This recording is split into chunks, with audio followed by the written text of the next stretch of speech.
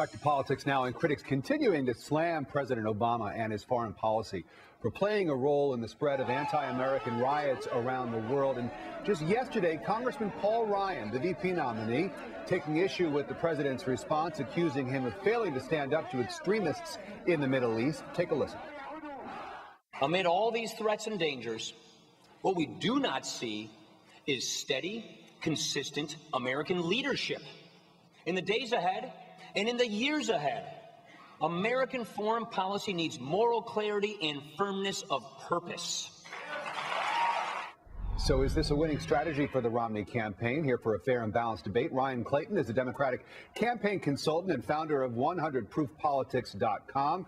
Ford O'Connell is chairman of Civic Forum PAC and former outreach director for John McCain's presidential campaign. Gentlemen, good to see you. So, Ford, first of all, how have the president's policies played a role in all of this? Well, essentially, President Obama's foreign policy leadership has seriously been lacking. Yes, he helped kill Osama bin Laden, but the reality of the situation is we spend billions on foreign aid, including $1.6 billion to Egypt of taxpayers' dollars. And what do we get in return? We get stormed embassies, burnt flags, and sadly dead U.S. diplomats. President Obama is the one here who's to blame, and it's up to the GOP to show that his leadership's lacking, build that as a narrative, and then flip it over to domestic policy and say, hey, you think President Obama's leadership's lacking abroad, you should see it home, because if you think that keeping GM on life support is a successful strategy in terms of economy, guess what? The president's been lacking both abroad and at home. Ryan, the president has said time and again that one of his proudest achievements during this first term has been to restore America's reputation in the eyes of the world. He can't really say that this week, can he? Well, President Obama handled this situation with gravity and grace. He handled this situation just as a president should. Mitt Romney, on the other hand, used this situation of a U.S. ambassador being assassinated. He used this situation to just prove that he's not ready to be president. And quite frankly, I think his campaign is now dead in the water. There's just no recovering from speaking ill of the dead who have served this country and lost their lives protecting and defending our interests. Ryan, you can spend this any way you want it, but President Obama put foreign policy front and center in Charlotte, and now we're seeing and getting a clear view that his foreign policy leadership is lacking. Now is the opportunity for the Romney-Ryan ticket to say not only is it lacking abroad, but to quickly, show a narrative and flip it back to the domestic economy and say not only is it lacking abroad, but it's also lacking at home. Well, look, all Americans condemn the attacks against the U.S. Embassy in Libya, and we mourn for those who lost their lives in service to our country. But we also reject the anti-religious bigotry of some people, and we reject the fact that some people are out there spewing hatred against other religions and provoking these attacks.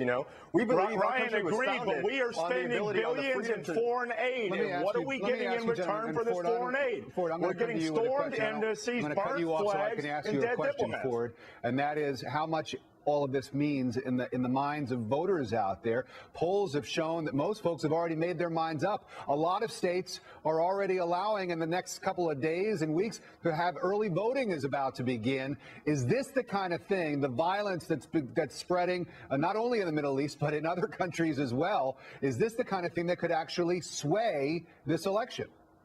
Well, it could if the Romney-Ryan ticket can flip it back to domestic policy. Look, foreign policy is probably 10th or 11th on the voter interest radar. But this shows a pattern of a lack of leadership on President Obama's part. I mean, he's got Bill Clinton out there saying, oh, he did everything he could do on the domestic economy. And now we have another area of politics, foreign policy, showing that, in fact, he hasn't done everything he can do. And that is the problem right there. If we do flip it back to domestic policy, we will see the same pattern. With people like Paul Ryan, who want to express the new philosophy of the Republican Party in America, is apparently root against America to score cheap political points. I just wonder whose side they're on. I mean, whose side is the president said that one of his proudest achievements is the fact that America's image is improved in the world by radical extremists. Ryan, America's image is on decline. Let me jump in.